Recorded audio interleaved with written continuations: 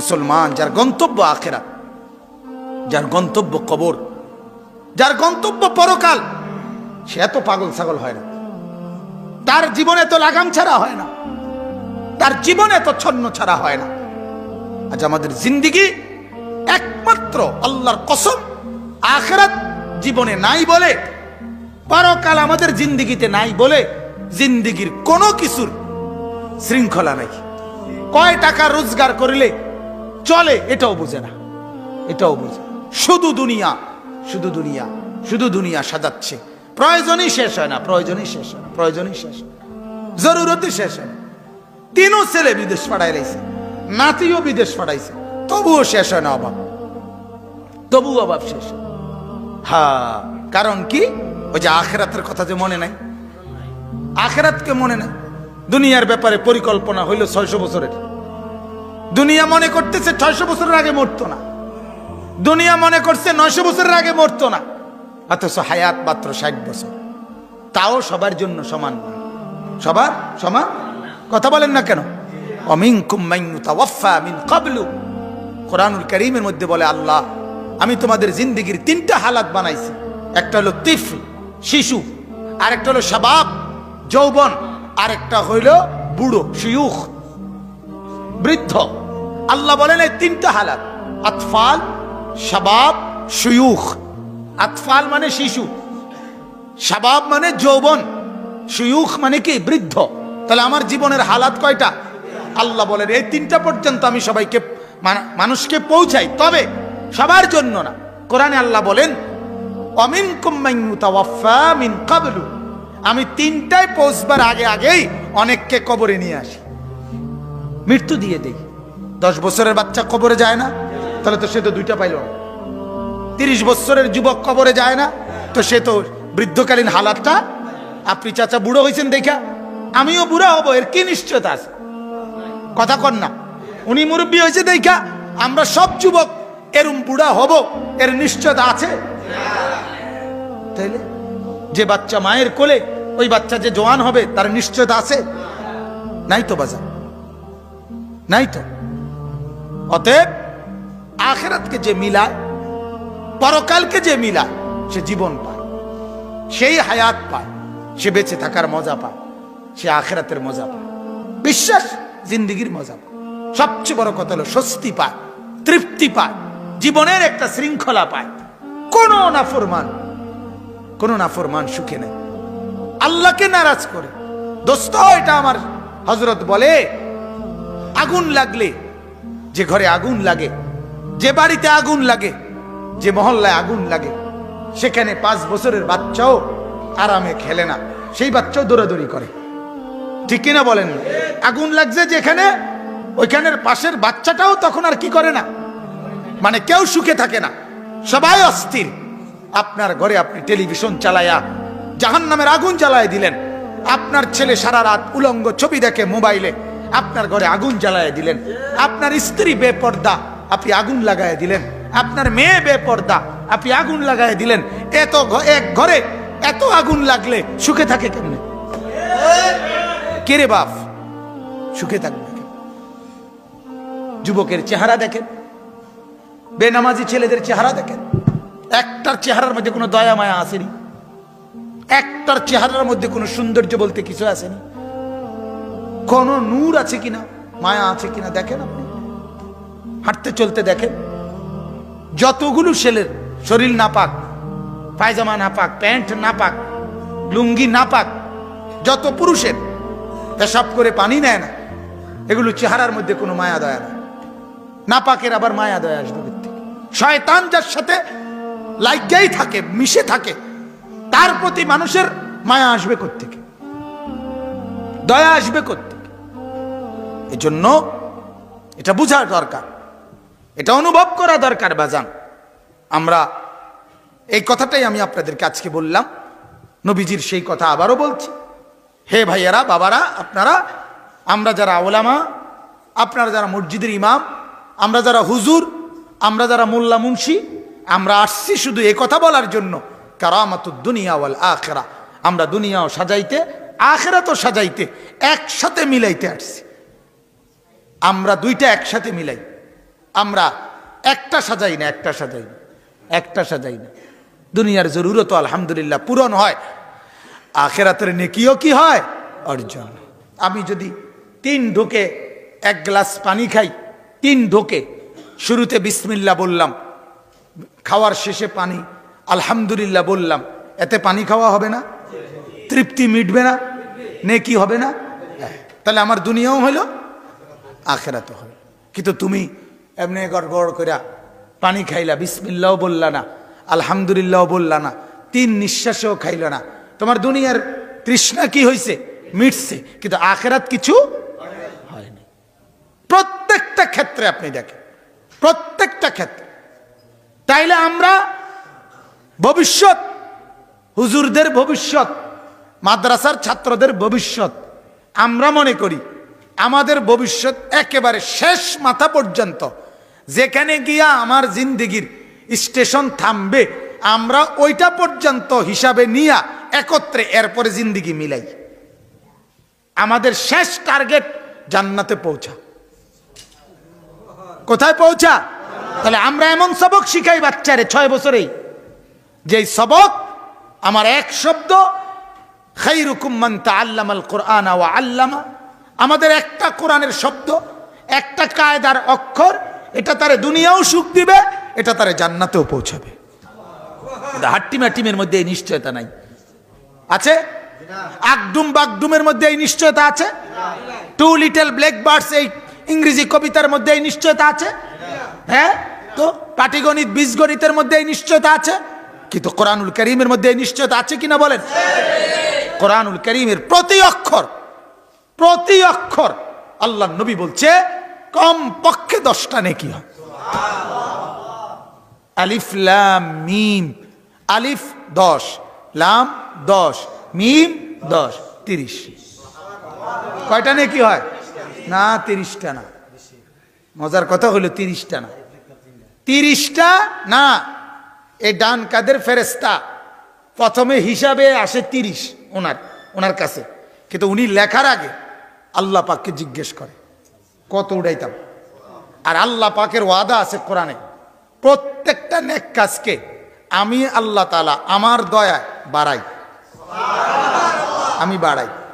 এই জন্য আল্লাহ পাক আবার ইঙ্গিত দেয়, ইঙ্গিত দিলে আল্লাহর বরাদ্দ পেয়ে ওই ফেরেশতা কারো জন্য 10 এই জায়গাটার মধ্যে 70 লেখে, কারো জন্য 700 লেখে, কারো জন্য 7,000 লেখে, কারো জন্য 70,000 লেখে, কারো জন্য 7 লক্ষ লেখে, কারো জন্য 70 লক্ষ লেখে, কারো জন্য 7 কোটি লেখে, কারো জন্য 70 কোটি লেখে, কারো জন্য 70,000 কোটি লেখে, 70 লক্ষ কোটি লেখে, কারো জন্য আল্লাহ বলে ফেরেশতা তুমি লেখো না, আমি আমার হাতে লিখব। ধারাবাহিক মেহনতে কেউ প্রথম দিন আবু বকর সিদ্দিক রাদিয়াল্লাহু তাআলা আনহু প্রথম বলাতেই কালেমা পড়ছে, প্রথমবারে। শুধু একটা কথা জিগাইছে, আবু বকর সিদ্দিক আর নবীজি সাল্লাল্লাহু আলাইহি সাল্লাম ছিলেন বন্ধু আগের থেকে, এবং পিঠাপিঠি বয়স। নবীজির বয়স যখন 40 তখনই তো দাওয়াত শুরু করছে, ইসলাম প্রচার। তখন আবু বকর সিদ্দিকের বয়স 38, কিতাবে আছে মাত্র, যার কারণে আগের থেকেই মহব্বত ছিল। সম্ভ্রান্ত মানুষ আবু বকর, নামি দামি মানুষ। ঘটনা হইল কিতাবে আছে, আবু বকর সিদ্দিক রাদিয়াল্লাহু তাআলা আনহু এই 40 বছরের আগে, নবীজির 2-3 বছর আগে তিনি ব্যবসার কাজে গেছিলেন সিরিয়া, শাম দেশ। সেখানে আল্লাহ নবী সাল্লাল্লাহু আলাইহি সাল্লামের নবুয়তের আগেই তো ওইখানে গিয়ে আবু বকর রাদিয়াল্লাহু তাআলা আনহু 2-3 বছর আগে একদিন ওই শাম দেশে সিরিয়া থাকাকালীন একদিন রাত্রে একটা স্বপ্ন দেখছে। তো স্বপ্নের ব্যাখ্যাটা ওইখানকার গির্জার তৎকালীন সময়ের এক পাদ্রীকে জিজ্ঞাসা করছে, আমি এই স্বপ্ন দেখছি, স্বপ্নের ব্যাখ্যা কি? তখন ওই পাদ্রী বলছে স্বপ্নটা শুনে যে তোমাদের বংশে অচিরেই মুহাম্মদ নামে আখিরি নবী আসবে এবং তুমি তার প্রথম অনুসারীদের অন্তর্ভুক্ত হবে, এই ভবিষ্যৎবাণী করছে। তো হযরত আবু বকর সিদ্দিক রাদিয়াল্লাহু তাআলা কথা তো এটা শুনছে, এতটা বুঝেও আইছে না কি কইল, কেডা কখন কি হইব, যা আচ্ছা শূন্য রাখছে শূন্য রাখছে। এরপরে যখন এই আজকে প্রথম 40 বছর বয়সে নবীজি যখন আবু বকর সিদ্দিককে প্রথম কালেমার দাওয়াত দিছে এবং বলছে আমি নবী, আমি তোমাদের উপরে প্রেরিত, অতএব তুমি আমার কালেমা গ্রহণ করো বন্ধু।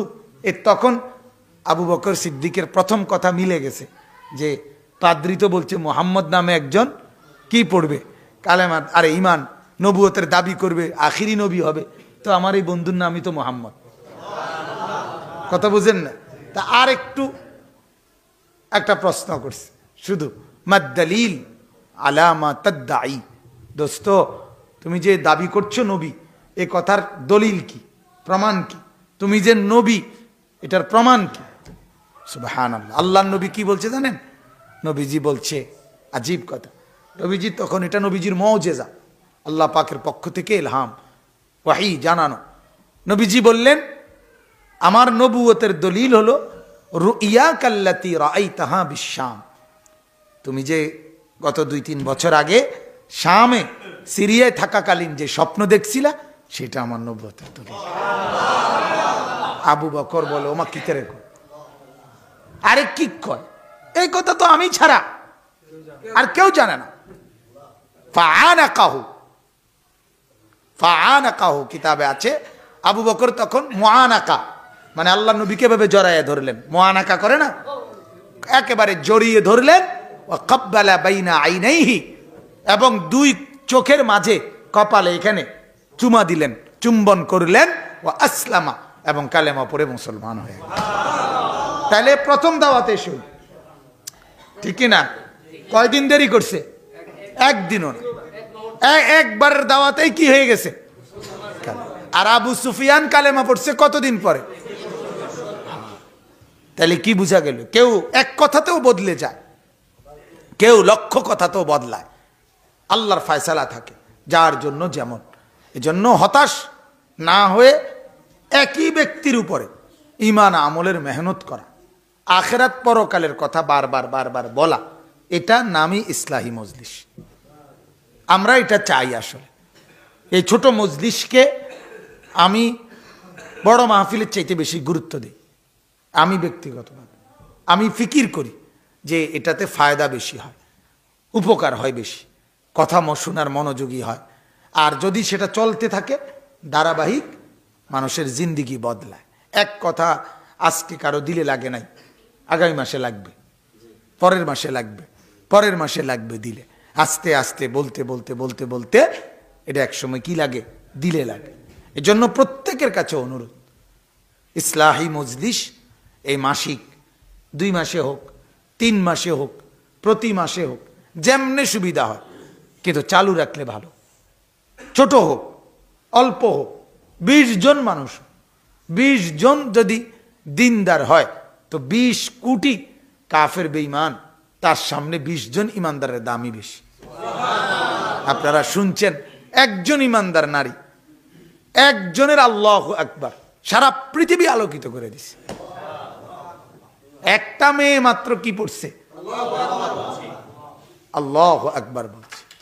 তাইলে শত শত যুবক তাদের জয় শ্রীরামের সামনে একটা মেয়ের আল্লাহু আকবার গোটা পৃথিবী কাঁপাইয়া ফেলছে, তো বিশ্ব কাঁপছে।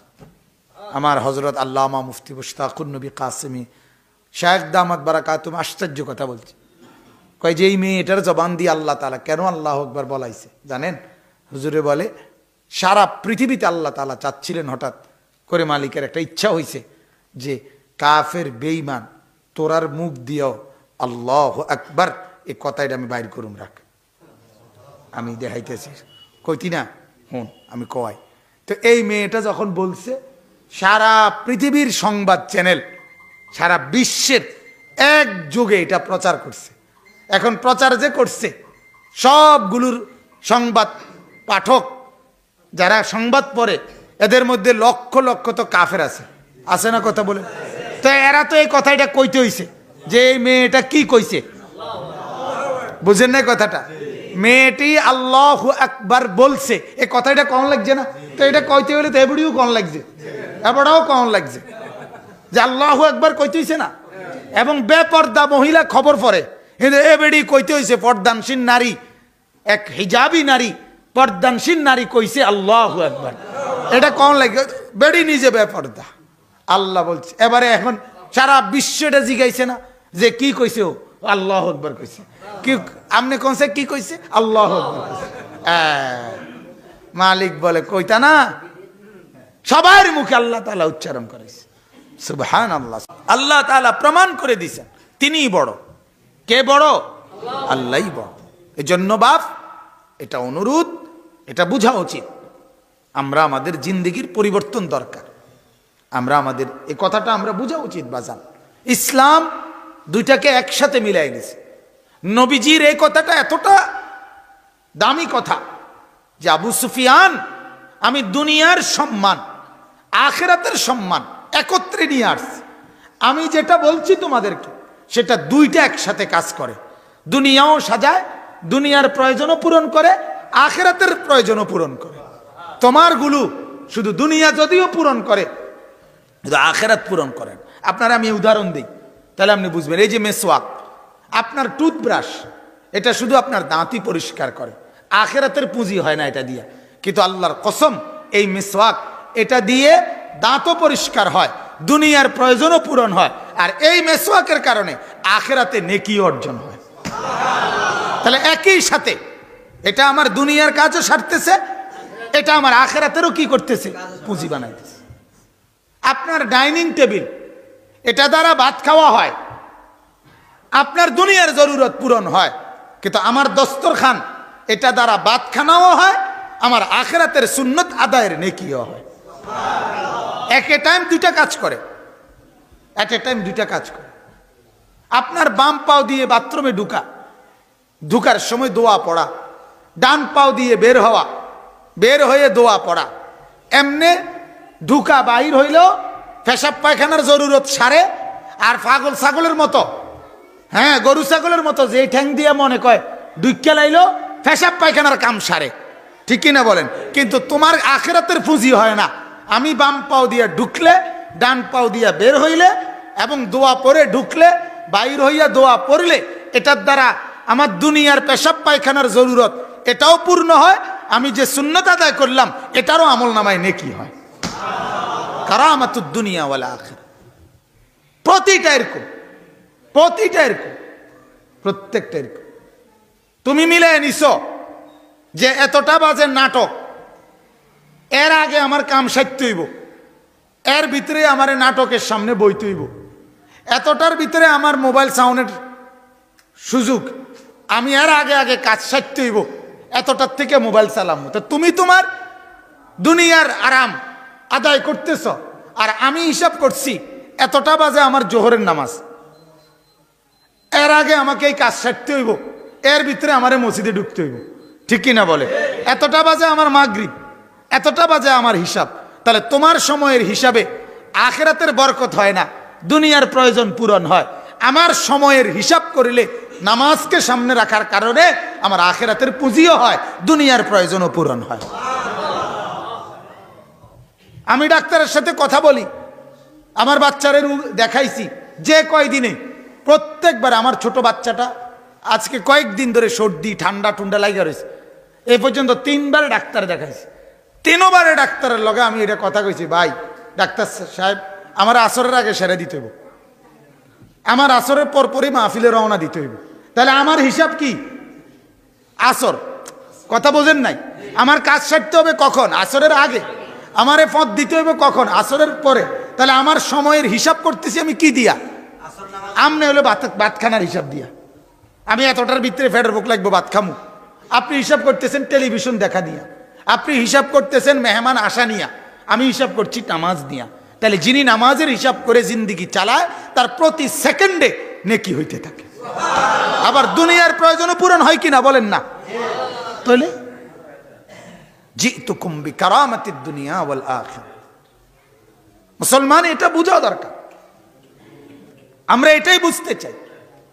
ইসলাম মানলে, কোরআন মানলে, রাসূলুল্লাহর সুন্নাত মানলে, ইসলামী শরীয়তের বিধান মানলে জীবনটা শৃঙ্খলা হয়, শৃঙ্খলা থাকে। যত ছেলে আপনি দেখেন, যত মুসলমান ফজরের নামাজ পড়ে না, এদের জীবনে কোনো শৃঙ্খলা নাই। এতে কোনোদিন 7টা, কোনোদিন 8টা, কোনোদিন 7:30, কখন ওড়ে, কখন মুতে, কখন খায়, কখন নাস্তা করে, কিচ্ছুর কোনো হদিস নাই, আগাও নাই মাথাও নাই। তার জিন্দেগির কোনো শৃঙ্খলা বলতে কিছু নেই। তার রাতে ঘুমাবে কখন টার্গেট নাই, সকালে উঠবে কখন টার্গেট নাই। আমার রাতের ঘুম এশার আগে হবে না, আমার সকালের ঘুম ফজরের আগে শেষ হইতে হবে, এটা আমার টার্গেট আছে। আমাকে 5:50 জামাত, আমারে 5:30 ভিতরে উঠতে লাইতে হইব, নাইলে আমি জামাত পাইতাম না। তাহলে আমার একটা হিসাবের কি আছে, জীবনের ধারাবাহিকতা আছে, জীবনের একটা গন্তব্য আছে। কিন্তু যারা বেহায়া বেনামাজি, এদের জিন্দেগির কোনো গতি নাই, এদের জীবনের কোনো হিসাব নাই। এদের জীবনে বেপর্দা মহিলা বাজারে ঘুরে এক জোড়া জুতার লাগিয়া 3টা ঘন্টা সময় লাগায়, কারণ তার তো জীবনের কোনো কি নাই, লক্ষ্য উদ্দেশ্য নাই। তার হইল এক জুতার জন্য পুরা বাজার যদি ঘুরতে পারে, এটার মধ্যে তার কামিয়াবি।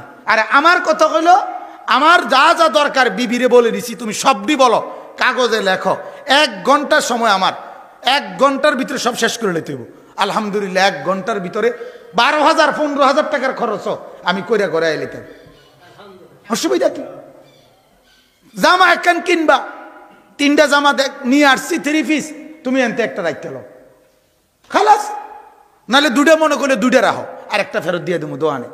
ইডারে একটু ডিপ হইলে ভালো হইতো, ডিপটার মধ্যে একটু লাইট হইলে ভালো হইতো, হালকা ডিপ, হালকা লাইট, হ্যাঁ, বাড়ি লাইট, টর্চ লাইট, তারপরে দিয়া কি মোমবাতির আলো। এই এত ফাইজলামির কি দরকার আছে এটাতে? আপনি বলেন না, এটা কোনো দরকার আছে? কেউ কি আপনার 30 বছর জামা একটা ফিন দে, 50 বছর একটা জামা ফিনবা বেডি তুমি? তো এটাতে এমনি বছর খানিক পরে বদলাই এলাইবা, তো একটা ফিনলেই তো হইলো। জুতা এক জোড়া এত সাউন্ডের কি আছে? না জুতা কাগো কিটা করতাম, জুতাটাই তো সহজ হয় না। কোন জুতাটা দিয়ে বুড়িরে ফিটলে সুবিধা হইব? বুড়ি এটাই তো সহজ করতাম, জুতা দিয়ে যে ফিটবো বুড়িরে, আশ্চর্য কথা, এটা কোনো কথা হলো না। ওয়াজিদুহুম মিন ফাদলি, এটা কোরআনের আয়াত। মান জাআ বিল হাসানা ফালাহু খায়রুম মিনহা, যে একটা নেক কাজ করবে আল্লাহ তাআলা বলেন সেটা আমি 1 দিয়া 1 দেই না, 1 দিয়া 10 দেই না, আমি আমার ইচ্ছে মতে অনেক গুণ বাড়াই দেই, অনেক গুণ, অনেক গুণ বাড়িয়ে দেই। এজন্য বাবা এই কথাটাই বুঝতে শিখেন, এই কথাটাই বোঝেন। এই আয়াতটার বক্তব্য কি তাইলে দেখেন।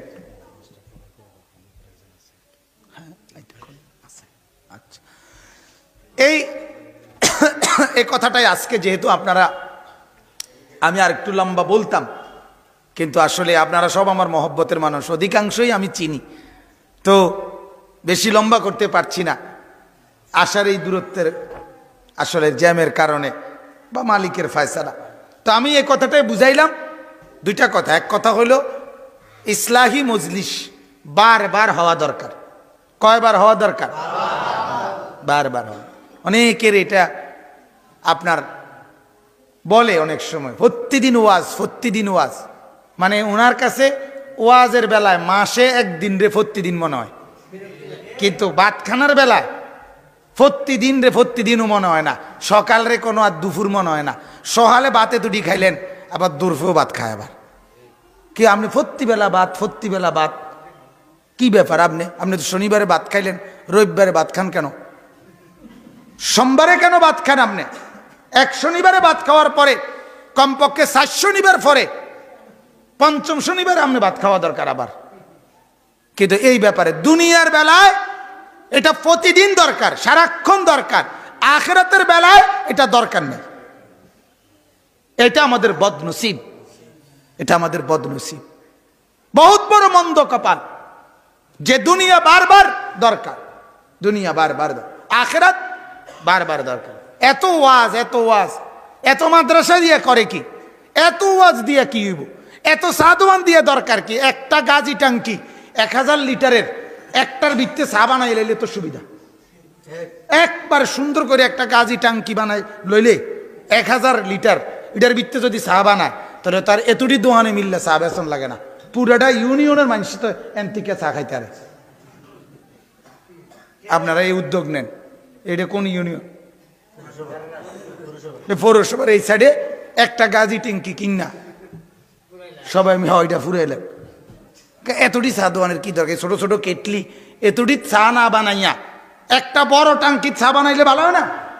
কথা কন না, ভালো হয়নি তো এটা ভালো না হইলে এটা এখানে এটা বলা। এজন্য আমরা ভাববি বলি ইসলাহি মজলিস অল্প সময়ের এই বয়ানে উম্মতের ফায়দা হয়, দিল তৈরি হয়, আখেরাতের জজবা তৈরি হয়। আর এক কথা বারবার বললে কলিজার মধ্যে কি হয়? লাগে। আল্লাহর দয়ায় কারো প্রথমবার, কারো 10 বারের পরে, কারো 1000 বার পরে, কারো 1,00,000 বার পরেও আল্লাহ তাআলা তার জিন্দিগি কি করে? পরিবর্তন। তাহলে এটা দরকার কিনা বলেন না? আমাদের মাওলানা জাহিদ ভাই সবসময় ফিকির করে, আমি সবসময় বলি তার ভিতরে এই ফিকিরটা আছে। মসজিদওয়ারি কিভাবে বেশি থেকে বেশি ইসলাহি মজলিস চালু করে। আমি সবার কাছে অনুরোধ করি আপনারা নিজ নিজ মসজিদগুলোতে 2 মাস পরে হোক, 3 মাস পরে হোক, 1 মাস পরে হোক, যেমনি সুবিধা হয় আপনারা এরকম মজলিস করার চেষ্টা করবেন। বলেন ইনশাআল্লাহ। 2 নম্বর কথা হলো আমরা আসছি আপনাদের কাছে এ কথা বোঝানোর জন্য যে ইসলাম মানলে, কোরআন মানলে, নবী মানলে, সুন্নত মানলে, দিন মানলে, আল্লাহর নবীর তরিকা মানলে দুনিয়াও পূরণ হয়ে যায়, আখেরাতেও নেকি পাওয়া যায়। ঠিক কিনা বলেন না? আর অন্যভাবে চললে দুনিয়া যদিও পূরণ হয় কিন্তু আখেরাতে কিছুই হয় না। অথচ আমাদের জীবন তো দুটোটা মিলাইয়া, দুনিয়াও আমার, আখেরাতও কি আমার, উভয়টা আমার কিনা বলেন না? অতএব কাগজের এই পিঠ এটার মধ্যে লেখা দিয়া পূর্ণ, কাগজের ওই পিঠে কোন একটা হ্যান্ডবিল মনে করেন মাহফিলের, এই পিঠে কত লেখা, ওই পিঠ খালি। ঠিক কিনা বলেন? আল্লাহ তাআলা কোরআনুল কারীমের মধ্যে বলছে বান্দা ইয়ালামুনা যাহিরাম মিনাল হায়াতিদ দুনিয়া, তুমি দেখছি দুনিয়াতে তোমার, এই কথাটাই মনোযোগ দিয়ে শুনে, এটার সাথে এই আয়াত, তাইলে আমার কথা শেষ। আল্লাহ বলেন বান্দা তোমার অবস্থাটা কি দেখো, তুমি দেখছি তোমার এই দুনিয়ার হায়াতের মাটির উপরের যেই পিঠটা, এটারে তো খুব সাজাইতেছো, এটা বুঝতেছো, এটারে কতভাবে সাজাইতে হবে এটা তো তুমি পুরাই বুঝতেছো, কিন্তু তুমি কি এটা বুঝতেছো না যে এই মাটির নিচে তোমার আরেকটা পিঠ আছে, এটার উপরের ঘরটা যেমন সাজাইলা, ওই পিঠে তো তোমার কবর নামে আরেকটা ঘর আছে। তো উপরের পিঠের ঘরটা তো এত চমৎকার, বাউন্ডারি ওয়াল, দালান, সোফা, খাট, ফার্নিচার, পালং, জাজিম, সব দরজা জানালা দিয়া এত সুন্দরে জমিনের উপরের ঘরটাকে সাজাইলা, তোমার জমিনের নিচে কবর নামে আরেকটা ঘর আছে, ওইটা সাজাইবা কখন? বলেন না বাজার, ওইটা কে সাজাবে? ইয়ালামুনা যাহিরাম মিনাল হায়াতিদ দুনিয়া, আল্লাহ বলে তোমরা কেবল বুঝতেছো তোমাদের জীবনের উপরের অংশ, ওয়া হুম আনিল আখিরাতি হুম গাফিলুন, অথচ আখিরাত থেকে হয়ে আছো একেবারে গাফিল, কবর থেকে হয়ে আছো গাফিল। বাজান এটা মনে রাখেন, দুনিয়ার ঘর, আমার এই কথাটা খুব গুরুত্বপূর্ণ মনে রাখেন, আমার দুনিয়ার যে ঘরটা আমি সাজাইতেছি, এই ঘরটা যদিও আমি একা সব কিছু সাজাইয়া যাইতে নাও পারি, তাতেও কোনো অসুবিধা নাই, আমার সন্তান বাকিটা পুরাবে, আমার নাতি বাকিটা পুরাবে। আব্বাই বিড়া বাইন্দা গেছে, ফুতে ঘর করছে, ঠিক কিনা বলেন? নাতি এ দোতলার কাম করছে, হইতে পারে না এমন?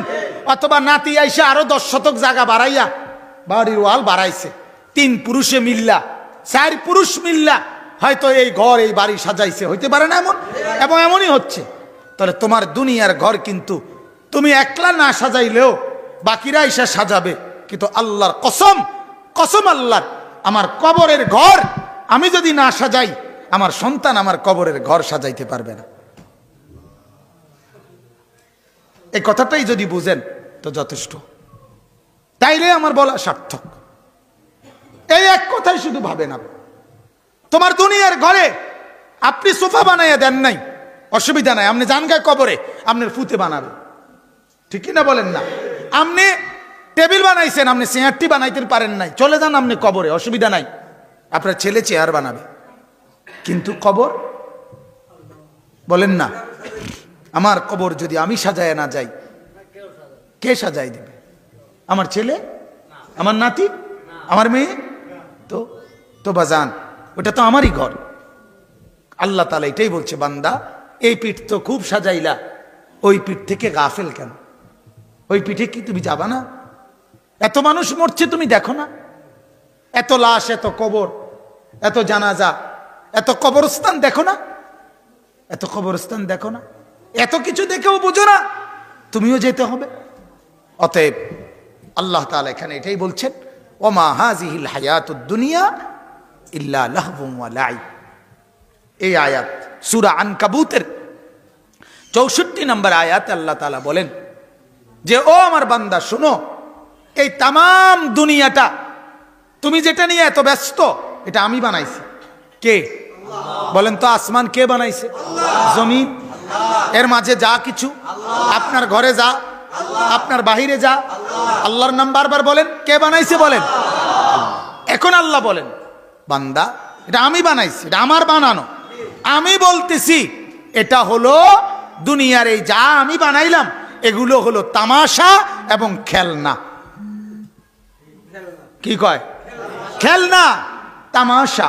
তামাশা, লাহবুন ওয়া লাইব, এগুলো তামাশা, এগুলো খেলনা বান্দা, এগুলো খেলনা। আহা, কোম্পানি বলে, বানানেওয়ালা বলতেছে এটা খেলনা, আর আমনে কইতে আছেন না এটাই আসল। তুই কি পরিমাণ বেকুব তুমি, ঠিক কিনা বলেন না? বানানেওয়ালা বলতেছে এটা কি বানাইছি, আর হে কয় কি না এটাই আসল, এটাই আসল। এই গড়টা কাম সাইতে আর মূল্য দুঃখ নেই।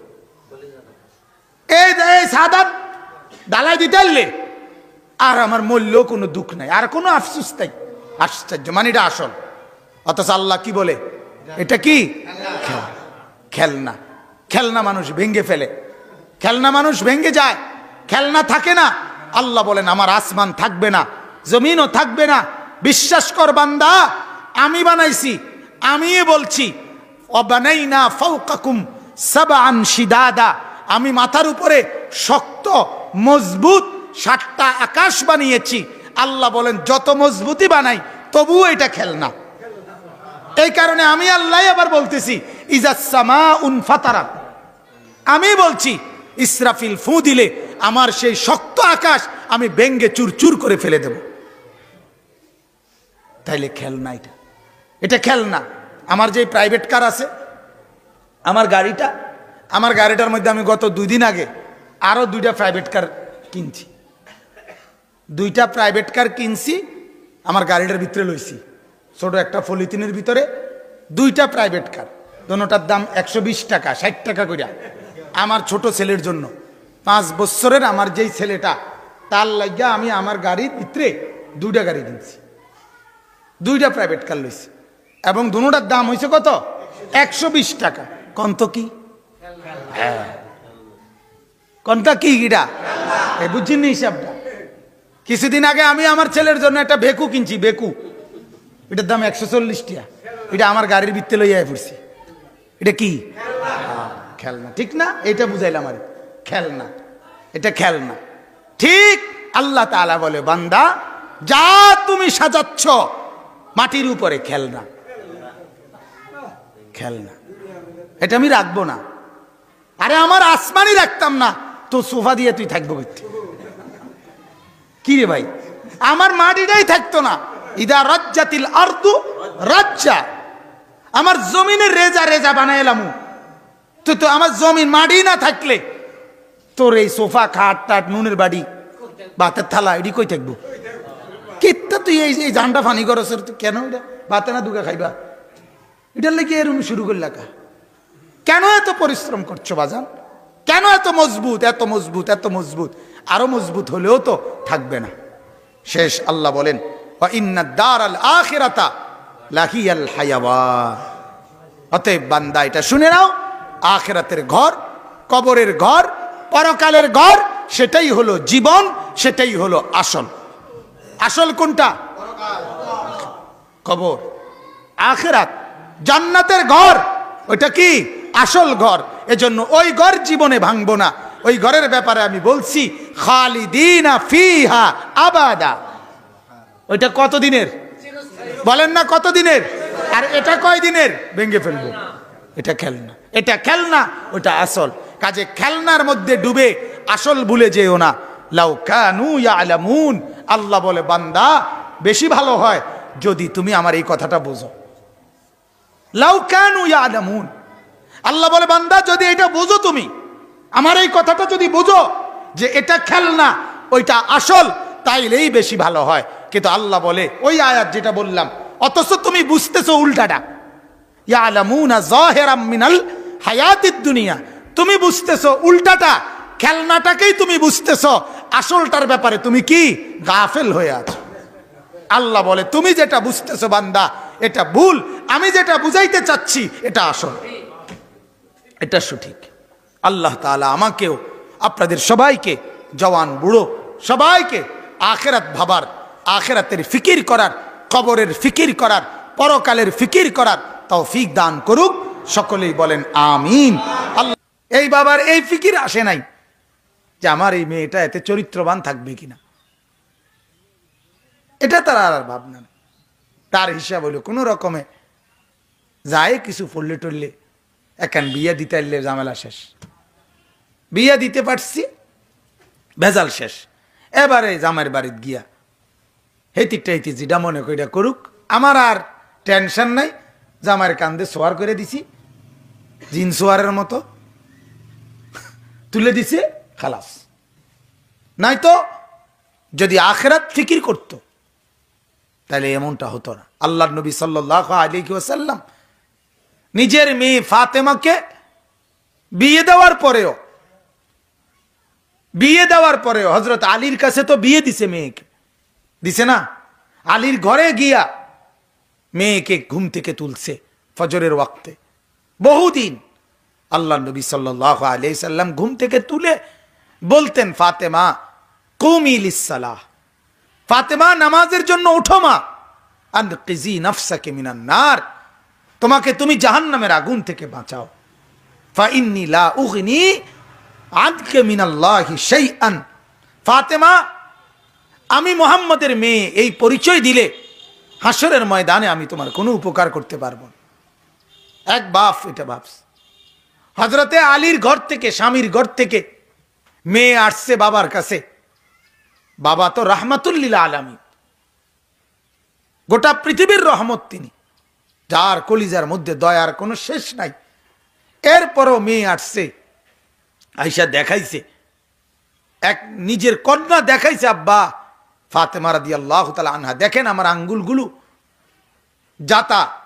তখনকার দিনে দুইটা পাথরের গোল গোল, যেটার মাঝখানে একটা ডান্ডার মতো থাকতো, এগুলা ঘুরাইলে আপনার আটা পিষত, এগুলা ঘুরাইয়া গম বানতো। এরপর আরো কলুই না কলুই, এগুলারে কি করতো, কলুই বানাইতো ডাইল আপনার বাং। আমি তো দেখছি, আমার একবারে ছোটবেলায় আফসা আফসা মনে আছে, আমি দেখছি আমার দাদি যে এগুলো ঘুরাইতো, আমি দেখছি এটা, এগুলারে জাতা বলে। সমান সমান গোলাকার দুইটা পাথর, মাঝখান দিয়ে একটা কি আংটার মতো, এটা ঘুরাইতো। তো আয়েশা রাদিয়াল্লাহু, আরে ফাতেমা বলে, আব্বা এই জাতা ঘুরাইতে ঘুরাইতে, আটা পিষতে পিষতে আমার আঙ্গুলগুলো সব কড়া পড়ে গেছে, দাগ হয়ে কড়া হয়ে গেছে, শক্ত হয়ে গেছে আঙ্গুলগুলো, গোড়া গোড়া। আর প্রতিদিন কূপ থেকে এই রশি দিয়া পানি তুলতে তুলতে কাঁধে টাইনা আমার এই কাঁধের মধ্যে দাগ পড়ে গেছে। আমার একটা দাসী দেন, আপনি যুদ্ধের ময়দান থেকে অনেক দাসী পাইছেন, আমাকে একটা দাসী দেন, সে আমার একটু সহযোগিতা করলে আমার একটু উপকার হবে। আজ আমরা সোফা, গ্যাস সিলিন্ডার, এরপরে আপনার ফ্রিজ, এরপরে এসি, এরপরে আপনার কাপড় ধোয়ার জন্য ওয়াশিং মেশিন, এরপরেও হেবুডির এই সংসারে কামে করিয়া গেলাম। হেবুডি শুধু কামে করিয়া গেছে, হেবুডি শুধু জীবনটা দিয়া লাগছে, মানে উনার থেকে বেশি কষ্ট পৃথিবীর কোনো যুগে কেউ করে নাই। এই সব থাকার পরেও এত সুখের এত আয়োজন, সুখের এত আয়োজন, এত কিছু থাকার পরেও, এত কিছু থাকার পর সব এগুলা না, শুধু আরো বহু কিছু, আবারও বহু কিছু, ব্লেন্ডার মেশিন, কথা কর না কেন, এরপরে দিয়ে আপনার এই যে হ্যাঁ চাইলের তো হ্যাঁ দান। আমি তো দেখছি মা আমারে বলছে যে ফুত তোর দাদা বিরাট বড় সংসার করত, তো একটু কোন রকমে চুরি করে গোপনে তোদেরকে একটু দুধ খাওয়াইতাম। আবার দাদায় ডাক দিলে আমার মা ঘরে তো দৌড়াই আইসা সারা দিন ধান লইতো, সারা দিন। আবার মাগরিবের থেকে নিয়া বড় বড় টিনের মধ্যে কইরা এগুলো আবার এই মহিলারাই সিদ্ধ করত। কয়ের ভিতরে দিয়ে ভীষণ কানলে বাচ্চা কদ্দুর দুধ খাওয়াইতো, তাও দাদা ধমকাইতো, হ্যাঁ কোন সময় গেছে গা খবর নাই। এভাবেই তো ছিল আগের মুরব্বীরা, এরা শুধু আমার দাদা না, সবার সংসারেই এমনই ছিল।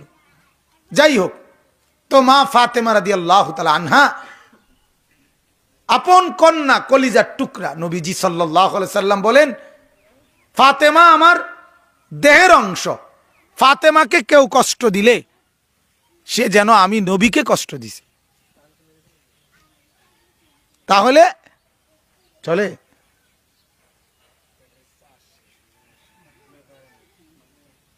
জি, ফাতেমাকে আল্লাহর নবী বলেন কেউ যদি ফাতেমাকে কষ্ট দেয় তো সেটা যেন আমি নবীকে সরাসরি কষ্ট দেয়। এত আদর করতেন যেই ফাতেমাকে, সেই ফাতেমা যখন বলল আমার একটা দাসী দেন, এবং আসিল তখন, মানে যুদ্ধের ময়দান থেকে দাসী পাইছে এটা দেখেই আইছে উনি, তবু আল্লাহর নবী বললেন ফাতেমা তোমাকে আমি দাসী দেব নাকি তার চাইতে উত্তম কিছু দেব? ফাতেমা রাদিয়াল্লাহু তাআলা আনহা বললেন আব্বা এর চাইতে যদি উত্তম কিছু থাকে তাহলে সেটা দেন। আল্লাহর নবী সাল্লাল্লাহু আলাইহি ওয়াসাল্লাম বললেন প্রতিদিন যখন ঘুমাইতে যাবা তখন ঘুমাইবার আগে 33 বার সুবহানাল্লাহ, 33 বার আলহামদুলিল্লাহ, 34 বার আল্লাহু আকবার এই তাসবিহ পড়ে ঘুমাইবা। এইটা দাসী বান্দির চাইতেও তোমার জন্য অনেক উত্তম। তাহলে মেয়ে চাইলো দুনিয়া, বাবা দিলেন আখিরাত। সন্তান চাইছিল দুনিয়া, কষ্টে পয়রা চাইছে, তবু আল্লাহর নবী বলে নাই, বলছে ফাতেমা এখনো গরিব সাহাবীদের ঘরে ঘরে দাসী বান্দি পৌঁছে নাই, এই অবস্থায় আমি কিভাবে তোমাকে দেই? তুমি এই তাসবিহ পড়ো, এটাই তোমার উত্তম হবে। তাইলে আমি অনুরোধ আপনাদের কাছে, মা বোন আপনারা যারা আসছেন, আপনারা মডেল হন মা, আপনারা আরো বেপর্দা নারী যারা চতুর্দিকে আছে আপনারা তাদের জন্য আপনারা আদর্শ হন। অর্থাৎ আপনাদেরকে দেখে যেন আরো মহিলারা নেককার হয়। মা একটু ফিকির করেন, নিজের উপরে একটু দয়া করেন, নিজের উপরে একটু রহম করেন। এক সন্তান আমি বললাম মা আপনি মার কাছে, মা নিজেকে বরবাদ করেন না, নিজেও বরবাদ হইয়েন না। যে নারী বেপর্দা বাহির হয় সেই বোন নিজে তো বরবাদ হয়ই হয়, হাজারো যুবককে বরবাদ করে দেয়, হাজার হাজার পুরুষকে গুনার বাগী করে এই বেপর্দা নারী। কত বড় ক্ষতিটা করে। মহিলা তুমি নিজেও নষ্ট হইলা, তুমি সমাজটাও নষ্ট করলা, তুমি নিজেও নষ্ট হইলা, এলাকাটাকেও তুমি বরবাদ করলা।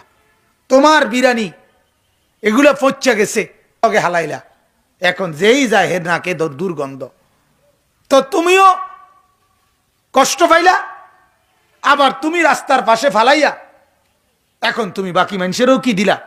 কষ্ট দিলা। তো তুমি নিজেও জাহান্নামী হইলা, আবার রাস্তার বেপর্দা বাইরেয়া এই যুবকগুলোকেও জাহান্নামী বানাইলা। তো তুমি তো এক নিকৃষ্ট দুর্গন্ধ আবর্জনা, ডাস্টবিনের চাইতেও খারাপ, ডাস্টবিনের চাইতেও খারাপ। ডাস্টবিনের ময়লাও তো মানুষ লিখে রাখে শহরে বন্দরে, নির্দিষ্ট স্থানে ময়লা ফেলুন, নির্দিষ্ট জায়গায়। অতএব আমি অনুরোধ করছি, নিজের জীবন নষ্ট করেন না, আরো পুরুষদের জীবনও নষ্ট করেন না। আল্লাহ তাআলা আমাদেরকে তৌফিক দান করুক। যে আয়াতখানা সূরা নিসার প্রথম আয়াত আমরা পড়তেছি, আগেও পড়েছি, এখনো পড়লাম, এই আয়াতের তরজমা আজকে শোনেন। আল্লাহ তাআলা বলেন সূরা নিসার প্রথম আয়াতে, বিসমিল্লাহির রহমানির রহিম, ইয়া আইয়ুহান নাস, হে মানুষ, লোক সকল। পৃথিবীর সমস্ত মানুষকে লক্ষ্য করে আল্লাহ তাআলা এই আয়াত উল্লেখ করেছেন। কোরআনুল কারীমের ব্যাপারে একটা কথা মনে রাখতে হবে, আমাদের এই কিতাব কোরআন, এটা ঈমানদারের জন্য হেদায়েত, এটা পৃথিবীর সমস্ত মানুষের জন্য হেদায়েত। এটা হুদাল্লিল মুত্তাকিন, এটা হুদাল্লিন নাস। কোরআন আল্লাহ ভীরু ঈমানদারকেও হেদায়েত দেয়, কোরআন পৃথিবীর সবাইকেও হেদায়েত দেয়। আজকের গোটা পৃথিবীও যদি তাদের দুনিয়া শান্তি প্রতিষ্ঠার চেষ্টা করত, তাইলে আপনার অবশ্যই কোরআন দিয়েই সম্ভব। কিন্তু কোরআন থেকে বিচ্ছিন্ন, যার কারণে আর শান্তি প্রতিষ্ঠা করতে পারে না, নিজের গায়েই নিজে আক্রমণ করে। এই যে এই মুহূর্তে রাশিয়া এবং ইউক্রেন যুদ্ধ হচ্ছে, রাশিয়াও খ্রিস্টান, ইউক্রেনের মানুষগুলোও খ্রিস্টান, দোনোটাই কাফের। কিন্তু শুধুমাত্র রাশিয়া বিশাল বড় এরিয়া, অনেক বড় অংশ নিয়ে রাশিয়া, বিশাল বড় একটা পরাশক্তি, রাশিয়া সুপার পাওয়ার। কিন্তু এরপরেও ইউক্রেনের একটি নির্দিষ্ট সীমানা দখল করে নেওয়ার জন্য ওই দেশের সাধারণ জনগণের উপরে এবং ভবন, দালান, বিল্ডিং সবকিছুর উপরে দেদারসে আক্রমণ করতেছে আজকে 2-3 দিন। তাইলে দেখেন আপনি, মানুষ যখন আল্লাহ ভুলে যায়, মানুষ যখন পরকাল চেনে না, মানুষ যখন জবাবদিহিতার থেকে নিজেকে মুক্ত ভাবে, তখন আর কার উপরে কে আক্রমণ করে এটারও হদিস থাকে না, নিকৃষ্টতার আর সীমা থাকে না। এজন্য আল্লাহ পাক রব্বুল আলামিন বলতেছেন, ইয়া আইয়ুহান নাস, ও মানুষেরা, পৃথিবী শান্তি চাও, নিরাপত্তা চাও, সবাই ভালো থাকতে চাও, তাহলে আমি আল্লাহ বলছি, ইত্তাকু রাব্বাকুম, তোমরা সবাই মিলে তোমাদের রব, তোমাদের পালনেওয়ালা, তোমাদের প্রতিপালক আল্লাহকে ভয় করো, আল্লাহকে ভয় করো। আল্লাহর ভয় এটা ছাড়া, আল্লাহর ভয় ছাড়া, তাকওয়া ছাড়া এই পৃথিবীতে সুখ, শান্তি, নিরাপত্তা, স্বস্তি আর কোনো কিছু দিয়েই আপনার হবে না, হবে না। ও র্যাব আনছে মানুষের নিরাপত্তার জন্য, র্যাবের বিরুদ্ধে অভিযোগের শেষ নেই। কথা বুঝছেন না? আমাদের কুমিল্লা বটগ্রামের, আমাদের পুরা কুমিল্লা জেলার একজন মুরব্বী, কুমিল্লা জেলা কওমি মাদ্রাসা সংগঠনের সভাপতি আল্লামা নুরুল হক সাহেব দামাত বারাকাতুহুম, ওই মসজিদে একবার আসছিল না ইমাম সাহেব হুজুর, অনেক বড় বুজুর্গ আলেম, আল্লাহ আলা আলেম। হুজুর একদিন বলছিল বয়ানে, কি বলমু, ওষুধের মধ্যে রোগ। কিসের মধ্যে রোগ? ওষুধ যেটা এটাই মধ্যে রোগ। সাবানে কি, সাবানের মধ্যেই ময়লা লাগিয়ে রয়েছে, যেটা দিয়ে কি সাফ করবে ওইটাই কি লাগিয়ে রয়েছে, ময়লা লাগিয়ে রয়েছে। যে ওষুধ দিয়ে রোগ সারাবে, ওষুধ নিজেই কি হয়ে রয়েছে, রোগ হয়ে রয়েছে। তো ঠিক আল্লাহকে বাদ দিয়ে যে যত কিছুই করে, যে যত কিছুই, মানুষের সুখ, মানুষের নিরাপত্তা আসে না। এজন্য আল্লাহ তাআলা বলেন, ইয়া আইয়ুহান নাস, সূরা নিসার প্রথম আয়াত, হে মানুষেরা, হে লোক সকল, হে পৃথিবীবাসী, সমস্ত মানুষ তোমাদেরকে বলছি, ইত্তাকু রব্বাকুম, তোমরা সবাই তোমাদের রব আল্লাহকে ভয় করো, আল্লাহকে ভয় করো। দেখেন এখানে দুইটা শব্দ, একটা হলো ইত্তাকু, আরেকটা হলো রব্বাকুম। ইত্তাকু শব্দের অর্থ হলো তোমরা ভয় করো, রব্বাকুম শব্দের অর্থ হলো তোমাদের পালক, প্রতিপালক, লালন পালনকারীকে। আল্লাহ যে আমাদের লালন পালনকারী, লালন পালনকারী যে প্রত্যেকের আল্লাহ, এটা সবাই মানে। পৃথিবীর কেউ যারা দেবতা মানে, মূর্তি পূজা করে, যারা যেখানে, তারা কেউই একথা বলে না যে ওই দেবতাই তারে লালন পালন করে, এটা বলে না কেউ। তারাও বুঝে এটা লালনকারী পালনকারী সবাই মানে আল্লাহ। এজন্য হিন্দুরাও বলে ভগবানের কৃপা, ঈশ্বরের দয়া, ঈশ্বরের দয়া। ওই আপনার বেগমাবাদের এদিক দিয়া যে একটা হিন্দুদের মন্দির আছে, দেবিদ্যার যাইতে পড়ে, ওইখানের মধ্যে লেখা আছে জয় দয়াময়। অর্থাৎ আল্লাহকে ঈশ্বর বলুক আর ভগবান বলুক, যাই বলুক, পালনেওয়ালা, লালন পালনকারী, এই সব কিছু দিয়ে এটা যে শুধুই আল্লাহ, এটা সবাই জানে। তো আল্লাহ তাআলা ওই শব্দটা এখানে ব্যবহার করছে, যে শব্দে তোমরা সবাই আমাকে স্বীকার করো যে তোমাদের লালন কর্তা পালন কর্তা আমি আল্লাহ, সেই আমাকে তোমরা ভয় করো, আমাকে ভয় করো, তাহলেই তোমাদের সমগ্র দুনিয়ার জীবনের স্বস্তি, শান্তি, নিরাপত্তা মিলবে এবং পরকালের সুখ আর শান্তিও মিলবে। এজন্য তাকওয়া এত বড় নিয়ামত। তাকওয়া, আল্লাহর ভয়, আল্লাহর ভয়। যেই কোনো মানুষ তার মধ্যে দুই জিনিস একত্র না হলে সে জান্নাতে যেতে পারবে না। এক নাম্বার নাম হলো ঈমান, দুই নাম্বার হলো তাকওয়া।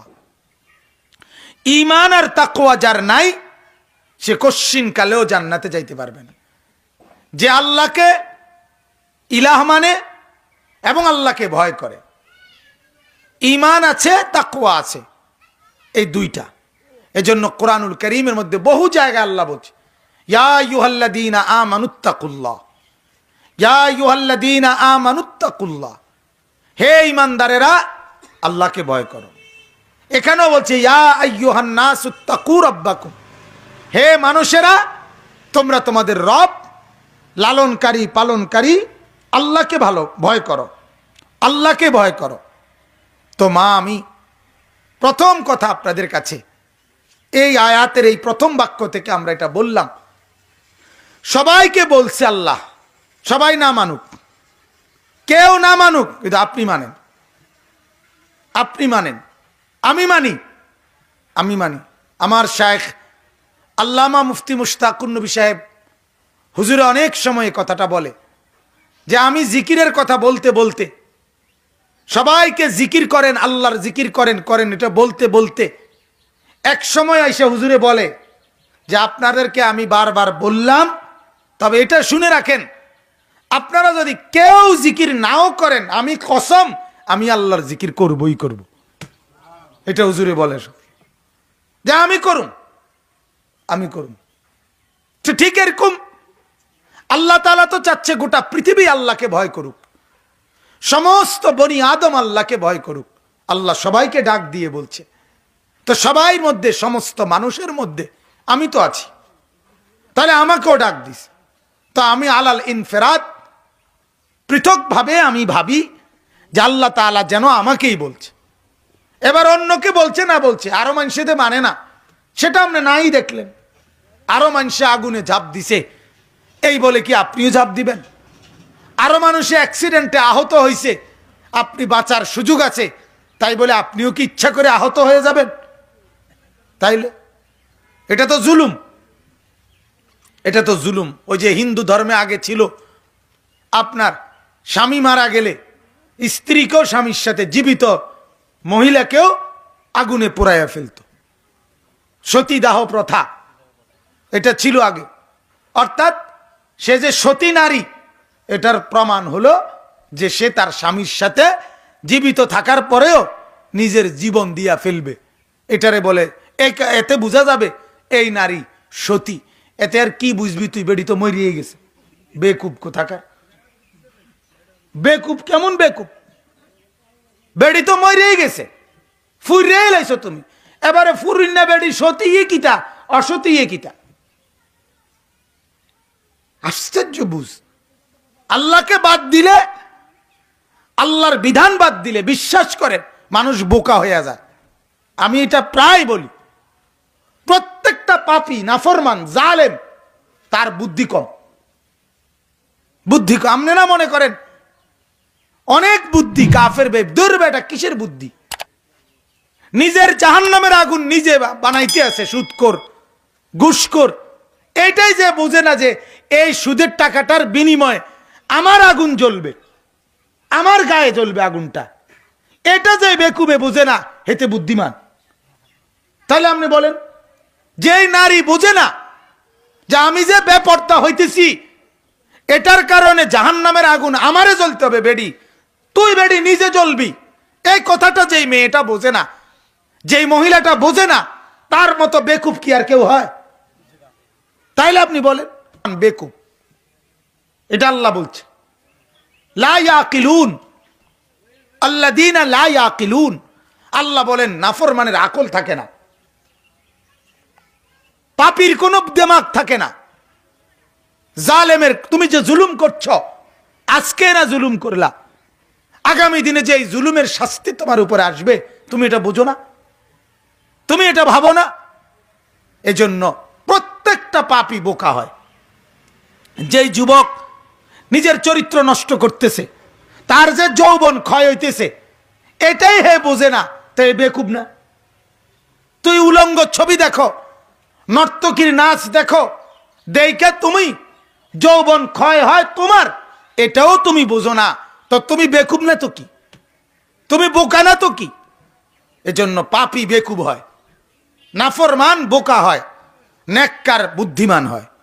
আল্লাহর নবী সাল্লাল্লাহু আলাইহি সাল্লাম বলেন, আল কাইয়িসু মান দানা নাফসাহু। বুদ্ধিমান সে যে নিজের হিসাব রাখে, ও আমিলা লিমা বাদাল মাউত, তার মৃত্যুর পরে যে তারা লম্বা জিন্দেগি আছে ওটার জন্য আমল করে। আল্লাহর নবী বলেন সে বুদ্ধিমান। ওয়ালা আজিজু মান আতবা নাফসুহু হাওয়াহা। নবী বলে আজেজ, দুর্বল, অক্ষম, ব্যর্থ, অপদার্থ, একেবারে আমি বলি ডাইরেক্ট দজবঙ্গ, বেকুব সে। আল্লাহর নবী বলেন মান আতবা নাফসুহু হাওয়াহা, যে তার মনে যা চায় তারই অনুসরণ করে। আল্লাহর নবী বলেন এটা অপদার্থ। এটা কি দার্থ? এটা অপদার্থ, এটা পদার্থই না, কোনো এটা লাশাই, এটা কোনো জিনিসে না, এটা ফায়জামাও না, ফ্যানও না, হাফ প্যান্টও না, কিচ্ছু না। এটা প্লাস্টিকও না, রাবারও না, কিচ্ছু না। এটা একটা অপদার্থ। এটা ওয়াতামান্না আলাল্লাহ, চলে নিজের মন মতো, আশা করে আল্লাহর কাছে আল্লাহ মাফ করে দিব। আপনারে মাফ করে দিব আল্লাহ, আপনার কাছে আল্লাহ তাহলে এইরকম বিপদে পড়ে গেল, কি ঘটনাটা কি? আপনারে লই আল্লাহ এত ঠেকাই পড়ে গেল, ঘটনাটা কি? বলেন নাউজুবিল্লাহ। অতএব ইয়া আইয়ুহান নাস ইত্তাকু রাব্বাকুম, আল্লাহ তাআলা বলেন ও মানুষ, হে লোক সকল, তোমাদের সবাইকে আমি আল্লাহ বলছি ইত্তাকু রাব্বাকুম, তোমরা সকলেই তোমাদের রব, তোমাদের পালনেওয়ালা, তোমাদের রিজিক, তোমাদের আহার, তোমাদের জীবন, তোমাদের হায়াত, তোমাদের রাত, তোমাদের দিন, তোমাদের শরীর, তোমাদের সুস্থতা, সমস্ত নিয়ামত, খাদ্য খাবার, আহা, প্রতিটা নিঃশ্বাস, প্রতিটা চোখের পলক, হাতের প্রতিটা নড়া চড়া, অঙ্গ প্রত্যঙ্গের প্রত্যেকটা বিষয়, এই সব কিছু দিয়ে যিনি তোমাদেরকে লালন করছেন, পালন করছেন, আল্লাহ বলেন তাকে ভয় করো, তাকে মূল্যায়ন করো। এত কিছু যার থেকে পেলা, তাকে মোটেই মূল্যায়ন করলা না, কিছুই পাইলা না যেই বন্ধু থেকে তার পিছে পিছে গুল্লা সারাক্ষণ। আহা, আমার তো মাঝে মাঝে এটা জিজ্ঞাসা করতে মন চায় যে এই সমস্ত মহিলারা অনেক টাকার পাউডার, সুনু, ফেয়ার এন্ড লাভলি, এগুলো তো খরচ আছে, কথা বলেন না। পাউডার কি আর বিনা পয়সা দেয়নি? পাউডার কি আর মাটির চাটনি? কথা বুঝেন না? ফেয়ার এন্ড লাভলি এটা তো আর কি না বলে ফ্যাঁকোলা মাটি না ঢইলে লাও, এটার খরচ আছে কিনা বলেন? তাহলে এত টাকা খরচ করে তুমি এতক্ষণ লাগাইয়া সাইজা গুইজা, মা বোন, তুমি যে রাস্তার পুরুষকে দেখাইলা, তো তারা তোমার 10টা পয়সা দিছিনি, তো তুমি এত বেকুব এলাকা, তোমার একটা টাকা ইনকাম নাই, এটাতে 4.5 পয়সার ইনকাম নাই। আর যত বেড়াই তোমারে দেখছে, সব বেড়াই যদি তোমার লাগিয়া বাইতাইয়ে, তো তুমি সামাল দিতে পারবেনি? কথা কর না গা, পারবেনি তো? তো তুমি তাহলে এত বেড়াই কিনলে দেখাইলা? এত বেড়াই তোমার দরকার নেই আগে, এটা কোক হে বুড়ি, কথাটা বুঝছেন না? এক রাস্তা এখান থেকে দেবিদ্বার আইতে যাইতে যত বেড়াই দেখছে, তোমার এত বেড়াই দরকার আসেনি, তো এত বেড়াই যেহেতু দরকারই নাই, তো এগুলোর কেন দেখাও? ইনকামও নাই, সারে না, 10টা পয়সা খরচ নাই, আরে আয় নাই, শুধু খরচই খরচ। দুনিয়াও বরবাদ, আখিরাতও বরবাদ। দুনিয়াও টাকা গেল, দুনিয়াও মানুষের ঘৃণা আসলো, আখিরাতের জাহান্নাম মিলল। এজন্য মা, আল্লাহকে ভয় করেন। আজকে এতটুকুই কথা বলবো মূলত। ইয়া আইয়ুহান নাস ইত্তাকু রাব্বাকুম, আল্লাহ তাআলা বলেন, হে মানুষ, আমি তোমাদের সবাইকে বলছি, তোমরা তোমাদের রব, তোমাদের পালনেওয়ালা। আহা, এটা দুনিয়ার নিজাম, এটা দুনিয়ার নিজাম। মা এটা বুঝেন, দুনিয়াতেও মানুষ মানুষকে খোঁটা দেয়। এটা তোর বড় ভাই, তোরে 10টা বছর ধরে তোরে টাকা পয়সা দিয়া তোরে পালছে, আজ তুই তোর সেই ভাইয়ের চোখের উপরে চোখ রাঙ্গাইয়া কথা বললি। এটা তোর বাপ, তোরে 30টা বছর লালন পালন করছে, আজ তুই তোর বাবার বিরোধিতা করলি। এইভাবে দুনিয়ার মানুষও লালনকারী পালনকারীর অবাধ্যতা করলে মানুষ খোঁটা দেয়, দেয় কিনা বলেন? তাহলে সেখানে আল্লাহ পাক রব্বুল আলামিন যদি বলে, বান্দা, তা আমি কেমন লালনকারী পালনকারী একটাবার তুমি ভাবো, আমি কেমন লালনকারী। তোমার মা তোমারে লালন করছে, আমি দিছি দেখে আনা। তোমার বাবা তোমাকে পালছে, এটা আমি দিছি দেখে আনা, আমি দিছি দেখে আনা। কিন্তু আমি তো রব্বুল আলামিন, যখন তোমার নাম গন্ধও ছিল না, একবার শুধু বুঝার জন্য বলি, একজন স্বামী স্ত্রীর একবারের মিলন, এতে একজন স্বামীর একবারের বীর্যপাত, এতে কোটি কোটি কোটি কোটি সন্তান উৎপাদন করার মতো শুক্রাণু থাকে, কোটি কোটি থাকে। আল্লাহ তাআলা সেই কোটি কোটি শুক্র থেকে যেই শুক্র একটাকে নির্ধারণ করছেন, এটা দিয়ে তুমি আনিসুর রহমানকে বানাবো, তো আল্লাহ তাআলার এটা কি পরিমাণে ইহসান। কোটি কোটি শুক্র, এগুলোকে আল্লাহ তাআলা ফেলে দিলেন, যা এগুলো লাগবে না। সেখান থেকে আল্লাহ তাআলা আমাকে বানাইবার জন্য একটা শুক্রাণু এটাকে নির্ধারণ করে দিলেন। ঠিক আছে, তুমি নষ্ট হইও না, তোমাকে দিয়ে আমি আমার ইসলামের বান্দাকে বানাবো। তা আল্লাহ তাআলা বলেন, তোমার তো কোনো নাম গন্ধই ছিল না বান্দা, সেই অনস্তিত্ব থেকে, লাম ইয়াকুন শাইআম মাযকুরা, সেখান থেকে আমি আল্লাহ তাআলা তোমাকে আজকের এই পৃথিবীতে একত্র করলাম, আনলাম, তিল তিল তিল তিল তিল তিল করে 9 মাস তোমাকে গড়লাম, সাজাইলাম। তোমার নাক, চোখ, কান, তুমি পুরুষ হও আর নারী হও, আমি আমার হাতে বানাইলাম। আমার ইচ্ছায় কোনো মার পেটে ছেলে দিতেছি, কোনো মার পেটে মেয়ে দিতেছি, কার ইচ্ছায় বলেন? কোনো এটা নিয়ে সরকারি কোনো রিপোর্ট অথবা কারো কোনো পরামর্শ যে দেখেন আমাদের এই ইউনিয়নে যে পরিমাণ গত 6 মাসে ছেলে হয়েছে, সেই তুলনায় মেয়ে পরিমাণে কম, আপাতত এই ইউনিয়নে মেয়ে বরাদ্দ বাড়ায় দিলে ভালো হয়,